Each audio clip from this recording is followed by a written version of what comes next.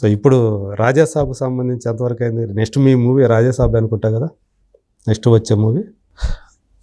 Yeah Rajasaab మళ్ళీ already ఒక fight అయిపోయింది సార్. ఇంకా ఇంకో ఫైట్ చేయాలి. ఇంకో ఫైట్ అయితే ఉందని చెప్పారు. ఒక ఫైట్ చేసేసారు ప్రభాస్ కాబట్టి మీ హీరోని. ఆయన కూడా ఆయన కూడా మై హోమ్ అదే మీరు ఆయన హోము, ఆయన మీరు, లేకపోతే మీ హోమ్ ఆయన, కుటుంబ సభ్యుల్లాగా అసలు మామూలుగా ఇంట్లో మనిషే. అదే చార్లింగ్ కదా. Yes, very kinded heart sir. ఆయన చూస్తే నిజంగా లోపల ఏం దాచుకుని. అదే మరి ఆయన చేత కూడా కష్టపెట్టిస్తుంటారు కదా మీరు. అమ్మో ఫైట్ లో అమ్మో 100 feet 200 feet అది. బాహుబలి 100 feet నుంచి మళ్ళీ జంప్ చేసి మళ్ళీ 200 feet జంప్ చేశారు.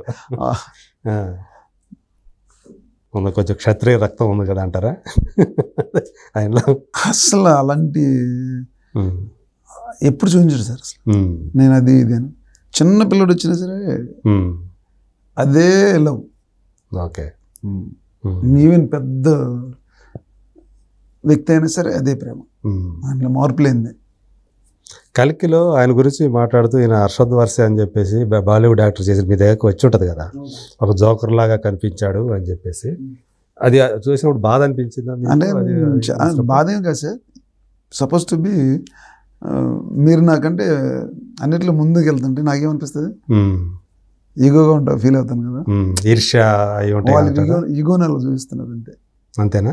కాకపోతే మళ్ళీ ఆయన ఇందాక అంటే నిన్న అనుకుంటా మళ్ళీ ఒక ఇంటర్వ్యూలో వచ్చి నేను ప్రభాస్ నేను మాట్లాడలేదు, ఆ క్యారెక్టర్ గురించి మాట్లాడాను, ఆ క్యారెక్టర్ని అలా తక్కువగా చూపించారు ప్రభాస్ని. ప్రభాస్ గొప్ప నటుడు అండి, అద్భుతమైన నటుడు.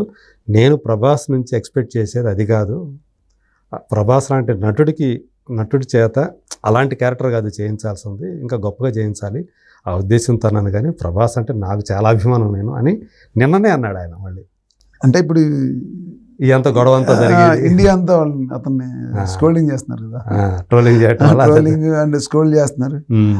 సో అది చూసి భయపడిపోయి Prabhas sir is Indian number 1 hero ఇప్పుడు నవేడేస్. మన Indian greatest number pan India super star ఏకైక. అది మనం చెప్పాల్సిన అవసరం లేదు సార్, ఆల్రెడీ వరల్డ్ చెబుతుంది. బయట ప్రపంచంలో ప్రజలే ప్రభాస్ వచ్చారంటే ఇండియన్ హీరో అంటున్నారు. అంటే మన బాలీవుడ్ని కూడా దాటి వెళ్ళిపోయాడు. ఆయన గురించి మరి ఇగోగా ఫీల్ అయ్యాక ఎలా అవుతారు సార్? బాలీవుడ్ అంతా ఇగో తప్ప ఇంకేం ఫీల్ అవుతారు? అరే మాకంటే ఇన్సెక్యూర్ ఫీల్ అవుతున్నారు అంతే సార్. అది వాళ్ళ ఇన్సెక్యూరిటీ ఫీలింగ్ తప్ప వాళ్ళు ఏం చేయలేరు. అదే వాళ్ళ చేతిలో కూడా ఇప్పుడు ఏం లేదు, దాడిపోయి ఇంకేం ఆపాలన్నా ఆపలేరు ఆయన, అసలు ఆపలేరు. ఆల్రెడీ రీచ్ అయిపోయాడు సార్. ఆయన అంటే ఆయన ఫ్లాప్ సినిమా అనుకున్నది కూడా 200 కోట్ల పైనే వసూలు చేస్తుందంటే అదే ఆయన యొక్క అంటే ఏ స్థాయికి ఆయన వెళ్ళిపోయాడు అనేది దాన్ని బట్టి అర్థమవుతుంది.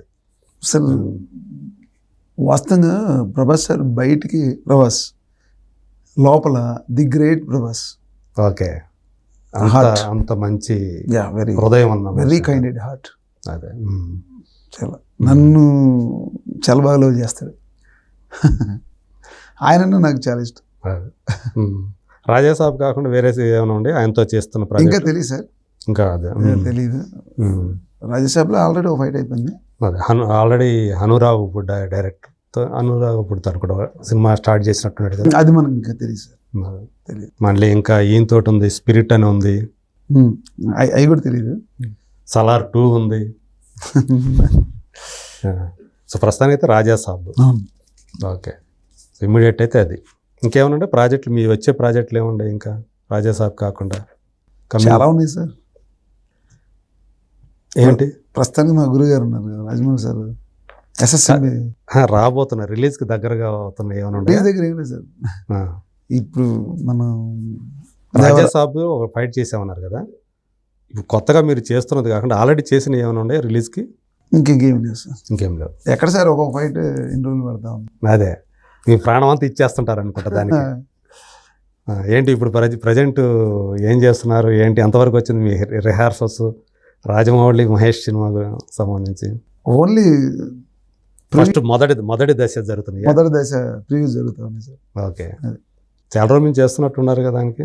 ఇప్పుడు ఆల్మోస్ట్ నేను ఒక 55 డేస్ నుంచి ఈ మొదటి దశ రిహార్సల్స్ చేసుకుంటూ ఉన్నారు.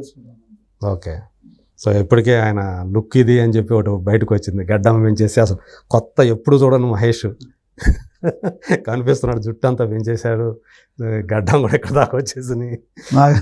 కాకపోతే ఈ లోపల ఆయన ఏదో రకరకాల ప్రయత్నాలు చేస్తున్నారు, అది సినిమాల్లో ఉండే లుక్ కాదు, అది డిఫరెంట్ లుక్స్ ఇప్పుడు ప్రయత్నం చేసుకుంటున్నాడు అని చెప్పేసి అట్లా కూడా మాట్లాడుకుంటున్నారు ఆడియన్స్ కదా సార్.